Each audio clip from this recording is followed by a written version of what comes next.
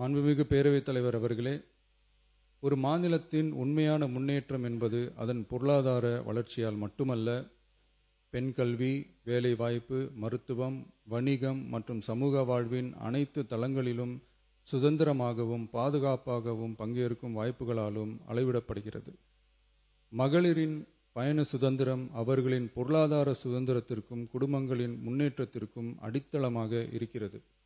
தற்போது செயல்படுத்தப்பட்டு வரும் மகளிர் கட்டணமில்லா பயண திட்டத்தில் மாநகரம், நகர்ப்புறங்களில் சாதாரண மற்றும் மலைப்பகுதி பேருந்துகளில் 40 கிலோமீட்டர் வரை மட்டுமே பயணம் செய்ய அனுமதிக்கப்பட்டு வருகிறது. எக்ஸ்பிரஸ், LSS, டீலக்ஸ் பேருந்துகள் மற்றும் புறநகர் பேருந்துகளில் கட்டணமில்லா பயணம் அனுமதிக்கப்படுவதில்லை.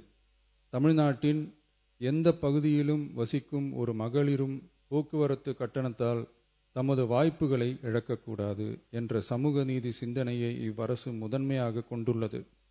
இதனை கருத்தில் கொண்டு மகளிர் கட்டணமில்லா பயண திட்டத்தை விரிவுபடுத்தி பெருமளவில் பயனளித்திடும் விதமாக வெற்றி பயணம் என்ற பெயரில் தேசத்தந்தை மகாத்மா காந்தியடிகளின் பிறந்த நாளான அக்டோபர் 2ஆம் தேதி முதல் செயல்படுத்த அரசு முடிவு செய்துள்ளது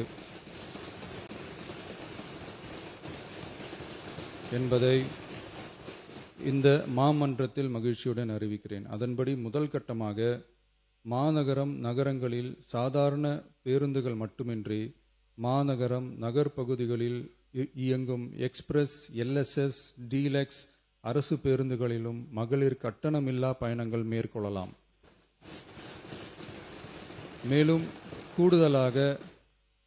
மேலும் கூடுதலாக மாவட்டங்களுக்கிடையே பயணம் மேற்கொள்ள ஏதுவாக புறநகர் மற்றும் மலைப்பகுதிகளில் சாதாரண கட்டண பேருந்துகளிலும் மகளிர் கட்டணமில்லா பயணங்கள் மேற்கொள்ளலாம்.